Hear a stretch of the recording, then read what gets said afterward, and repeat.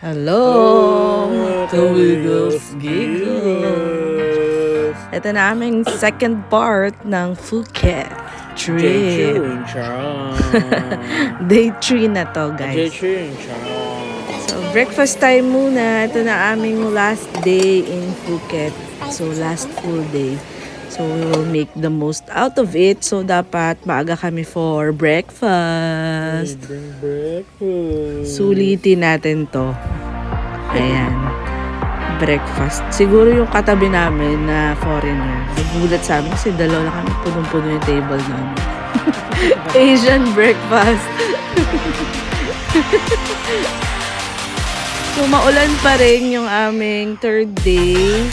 So, hindi nagpakita talaga sa amin yung sunrise and sunset dito sa Arenara Beach Resort. So, kahit ganon ay magsiswimming pa rin kami. So, dito na lang kami sa aming pool room. Kasi hindi pa open yung main na pool.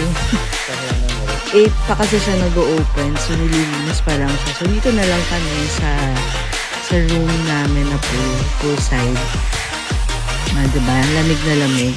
Henan. Henan time. Yung swimming pool ng Henan, no? Mahenan. Henan, Boracay. So, ayan. Off to our first trip for the day is yung aming papunta tayo ditong Elephant. Ay, sa ano? Phuket Elephant Sanctuary. Isa siya sa mga series of elephant sanctuary sa Phuket. Madami siyang ganon, pero ito ay nabook lang namin sa Klook. Shout out Klook. Yeah, we can naman. So, ito, meron silang, I think, 6 na elephants here. So, mga Tatlo lang nakita natin. more than 3 naman nakita natin. Ano to, nag-house sila ng mga rescued elephants. So, yung usual ng mga, since national animal ng Thailand yung elephant. Karamihan sa mga makikita mong elephant nasa circus, nasa mga shows, yung parang sinasakyan mo para nakapag-try na ko niyan sa ibang parts ng Bangkok, sa Cambodia. So, mapapansin mo yung balat nito is ito 70 years old na to. Si Bo. Si Bo. So, matanda na siya. So, yung pag may mga white spots daw, usually parang nagiging yun yung nila para makita kung old na o hindi pa yung elephant. Feeding time. So, eto si Ruby saka si Bo. Ay, Lotus. si Ruby saka si Lotus. Para sila galing sa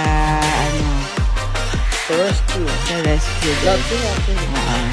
So, dito, hindi sila nakakulong, hindi mo sila pwedeng hawakan. So, nasa natural habitat sila. So, yan. Papakainin namin sila ng Chef Gordon Ramsay. fruits. Halo-halo yung fruits nila.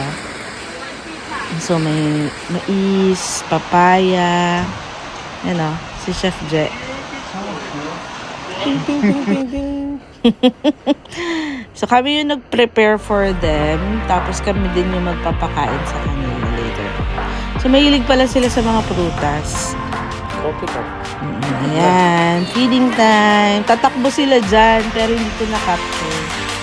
Ayan si Ruby. Tapos, mapapansin mo yung mga ears nila. Medyo maliliit na siya.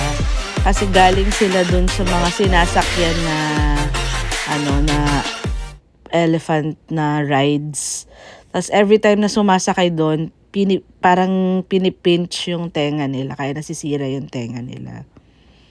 So, ayan. Picture kami with the elephants. Diba? Smile. Happy sila kasi kumain na sila.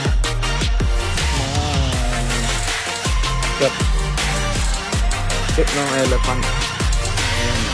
Pakainin ko pa yan. Oh! Kasi naaamoy, malakas yung pang-amoy nila sa Nakakatakot lang yung ilong nila nagiging kamay. Ayan happy sila Yan yung link ng mga dinosaurs sa present world natin. Ito yung pinakamatanda. Ito naman may scoliosis. Sino ba ito? Nakalimutan ko yung name niya. Si Bo. Hindi, puro bow ka ng bow. Si Ruby. Si Lotus. Hindi rin. Yeah. Tatlo lang naman ang Hindi 6 nga sila lahat. Tatlo yan. Yung pang isa din nagpakita si Bunlay, yun yung pang 4. Basta ito yung may scoliosis. Galing siya sa, rescued naman siya mga illegal loggers. So, mga Nagbubuhat ng puno. nagbubuhat ng puno. Yun yung dati niyang trabaho. Sabi nila, yung katawan daw ng elephant, puro muscles. Kaya malakas yung nagbuhat. Yung mga bata pa nakita pa ng munggoy. Ayan, ang cute eh. Munggoy, nagmunggoy. Ayan, pumunta kami sa jungle ng Very Light. Si Bunlay. Nanap namin si Bunlay pero hindi namin siya makita. Nagmamalaki pa yung jungle eh. Bunlay daw is parang blessing. So siya naman talagang dineploy siya sa mismong jungle. Yung malaki nga. Oo, kasi malaki. Tapos ayun, yun lang yung aming nandito na ulit kami sa Arinara. Nahabol namin for our check-out time. Naulan pa rin. So, sinilip namin for the last time yung Banglao Beach. Lakas ng alon. Lakas ng alon talaga. Kasi alon ka agad eh.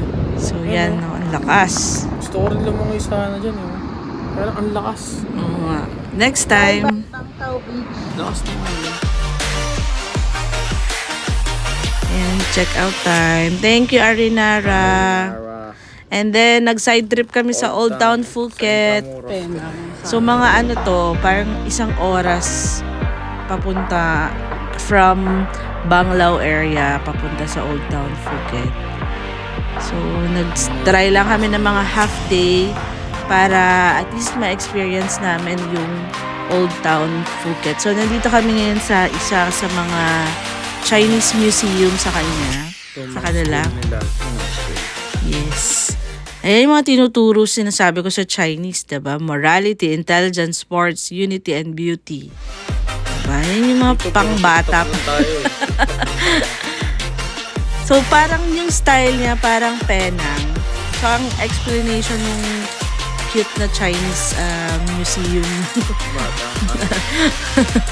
na nagtutour sa amin, ay nag-welcome sa tourist.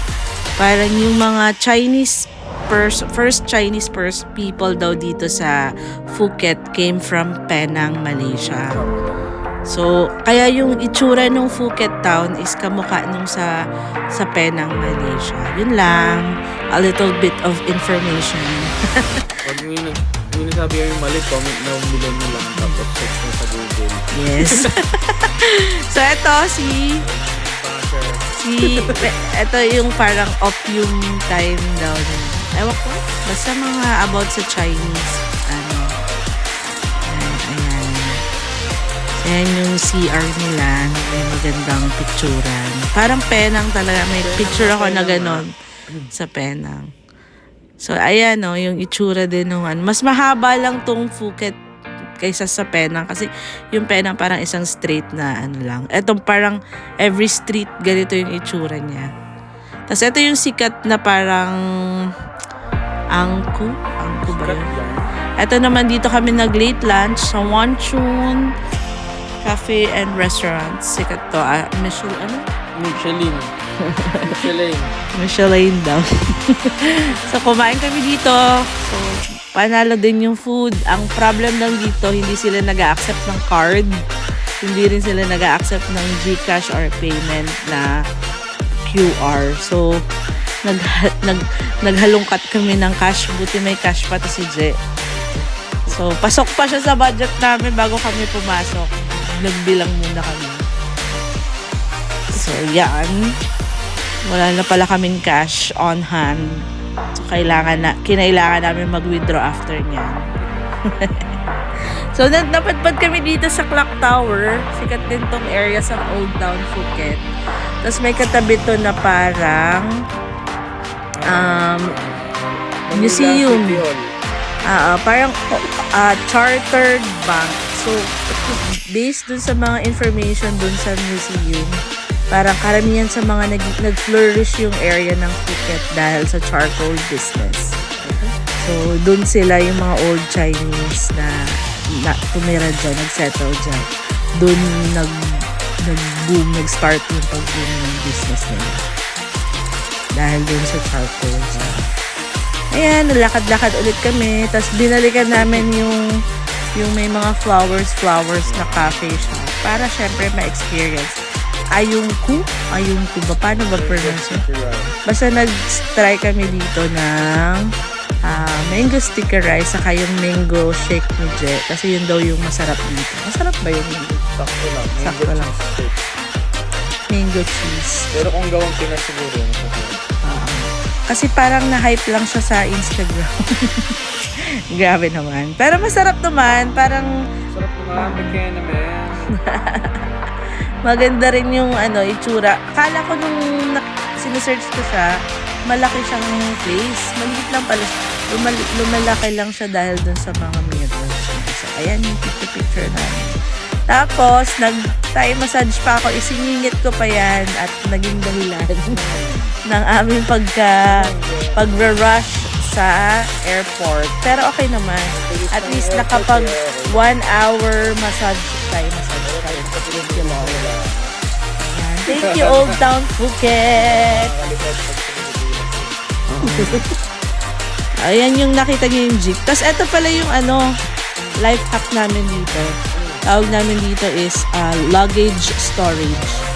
So kung halimbawa nakapag-check out na kayo, pwede kayo mag-luggage storage. Pasya. So ayun lang. Bound to Singapore na kami for powder wedding. Thank you, Phuket. Thank you, Thailand. Daishi, inshallah. Salamat. Sawadee ka. Sawadika. We go Sawadika. Up.